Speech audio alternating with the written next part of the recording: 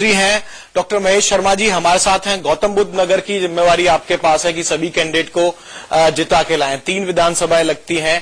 Pankaj Singh heavyweight candidate भी हैं। आप भी तमाम जो चुनाव प्रचार में अभी भी शायद थोड़ी देर में निकलने वाले हैं। कैसा चल रहा है डॉक्टर साहब चुनाव प्रचार? कितना दौरा एक दिन में करते हैं? पहले आप अपना बताइए, शेड्यूल कैसा रहता है? देखिए, मेरे लोकसभा क्षेत्र में 5 विधानसभाएं हैं, 3 गौतम बुद्ध नगर जिले की और 2 बुलंदशहर जिले की।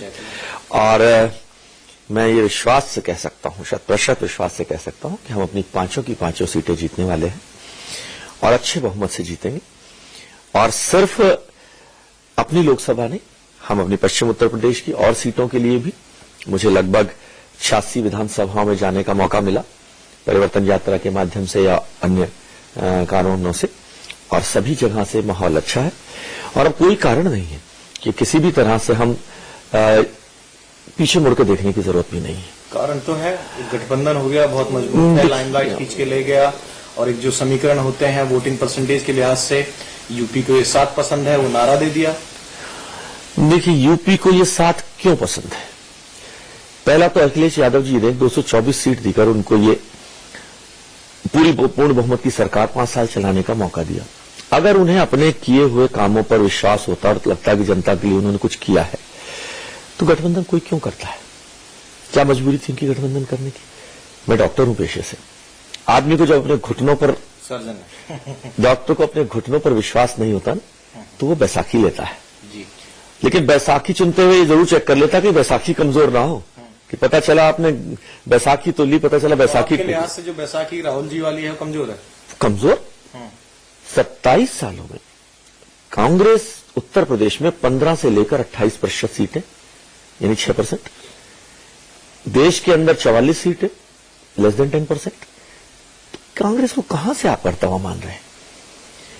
आदमी सहारा उसका लेता है ना जिसके कंधे खुद तो मजबूत हो। एक टूटे हुए का सहारा लेके एक डूबती हुई नाव का अंदर कौन पांव रखता है? बीजेपी के लिए क्या मजबूरी थी? इस बात का जवाब अखिलेश यादव जी दे। क्या मजबूरी थी उनकी इस गठबंधन 100 सीटें देना? क्या मजबूरी थी बता?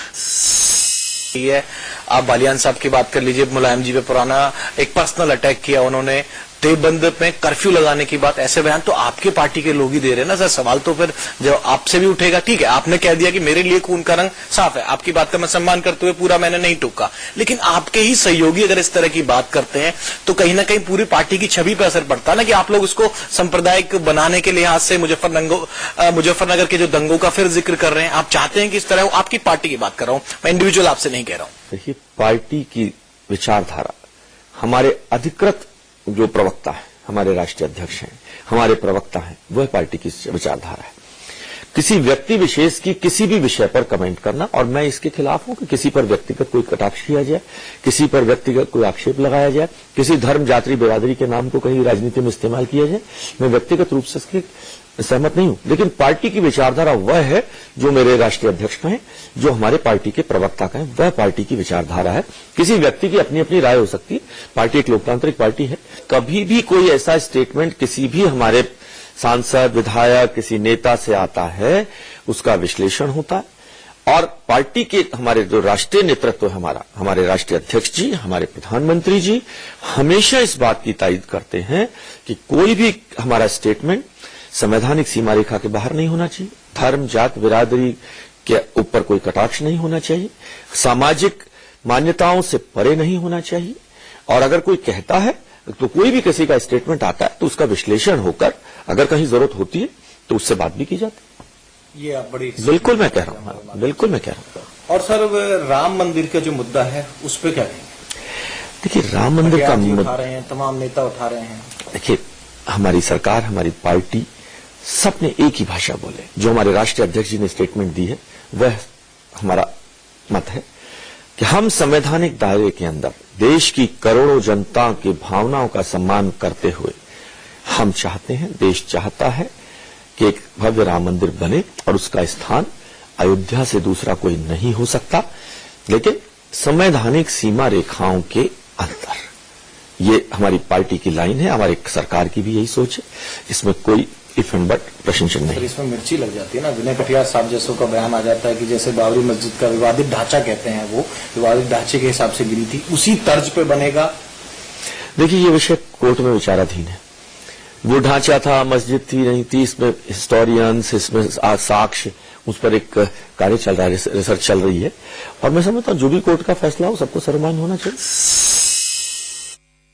पूरी लिस्ट आपकी देखें, एक भी मुस्लिम कैंडिडेट नहीं है आपकी बीजेपी की सूची में। क्या आपको लगता है कि एक भी ऐसा नेता नहीं था जिसको बीजेपी खड़ा करती तो एक अच्छा मैसेज आता, या फिर आप लोग पहले ही मान के बैठे हुए हैं कि कांग्रेस की तरफ जाएंगे मुस्लिम या फिर सपा की तरफ जाएंगे? इधर ध्यान लगाने की जरूरत नहीं है, अपना single point agenda Ram Ram जपते चलिए, आगे चलते चलिए।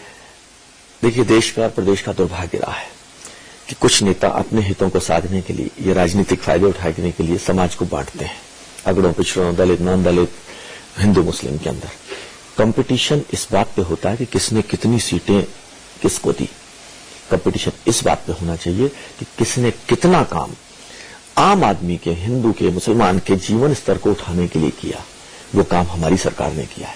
हमने जब उज्ज्वला गैस योजना बांटी तो किसी का धर्म जाति नहीं पूछा, और मैं चाहूंगा पत्रकार होने के नाते आप ये आंकड़े निकालें, क्या किसी भी धर्म के लिए, चाहे मुस्लिम माताएं बहनें हमारी, क्या उनको भी उतनी संख्या के अंदर लैपटॉप बंटते हुए हमारे यहाँ जाति नहीं पूछी जाती, क्षेत्र नहीं पूछा जाता? सपा पे आरोप लगा रहे हैं। जी हाँ, बहन जी हमारी गिनती गिनवाती है कि मैंने इतनी सीटें मुस्लिमों को दी।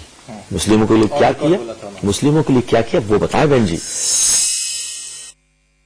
अब मुद्दों से भटकते हुए चुनाव थोड़ा सा तीखी जबान हो रही है। आजम खान साहब कह देते हैं कि रावण तो दिल्ली में बैठा है। देखिए, आजम खान साहब की स्टेटमेंट्स पर कमेंट करना, आम देश की जनता, प्रदेश की जनता, अटैक प्रधानमंत्री जी पे है। देखिए, उनकी बात करने की शैली, उनकी जबान। आजम खान साहब ये बताएं कि सिवा जबानबाजी करने के उन्होंने प्रदेश के लिए क्या किया, वो बताएं।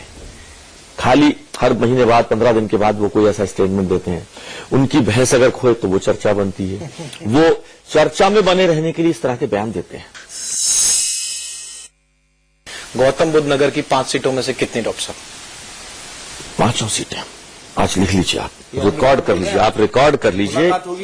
5 सीटें आप हम पूर्ण बहुमत से जीतकर आएंगे, ये मैं दावे के साथ कह रहा हूं, विद कॉन्फिडेंस। और पूरे उत्तर प्रदेश में?